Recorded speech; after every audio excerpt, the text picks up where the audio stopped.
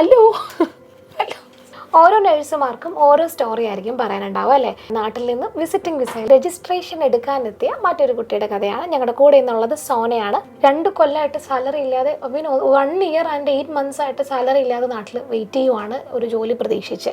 നിലവിൽ ഇവർക്കൊക്കെ ഈ ഓഗസ്റ്റിൽ ഈ സെപ്റ്റംബറിലൊക്കെ OETയുടെ എക്സ്പയറി ആവുന്ന കുട്ടികളാണ് ഇപ്പോൾ വന്ന് രജിസ്ട്രേഷൻ എടുത്തു പോകുന്നത്. എൻ്റെ മനസ്സിൽ ഞാൻ പ്രാർത്ഥിച്ചായിരുന്നു ഏപ്രിൽ തീരുന്നതിന് മുന്നേ എനിക്കൊരു ഡിസിഷൻ എടുക്കാൻ പറ്റണം.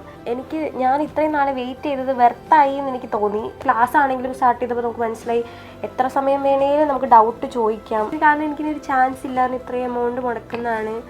അപ്പോൾ എനിക്കിനി ഒരു റീസിറ്റിന് പോലും ഒരു ഹോപ്പില്ല.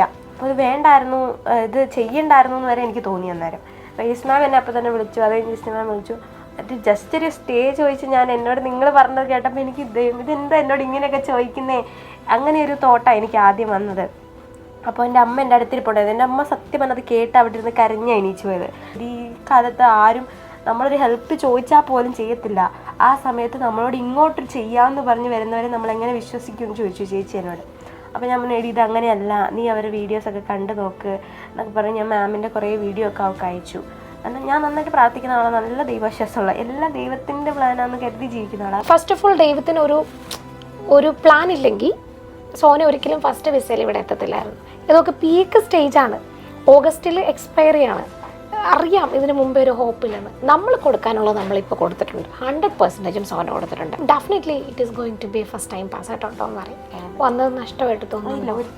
വേറൊരു ഏജൻസി ചൂസ് ചെയ്തിരുന്നെങ്കിൽ ഇതിലും ബെറ്റർ ആയിട്ട് സർവീസ് പറയത്തില്ല. കാരണം ഇത് നമുക്ക് നമ്മുടെ ഫാമിലി പോലെ തന്നെ. ഇപ്പം എൻ്റെ ചേച്ചിയോട് ചോദിക്കും പോലെ തന്നെ എനിക്ക് മാമിനോട് എന്ത് വേണമെങ്കിൽ ചോദിക്കാം.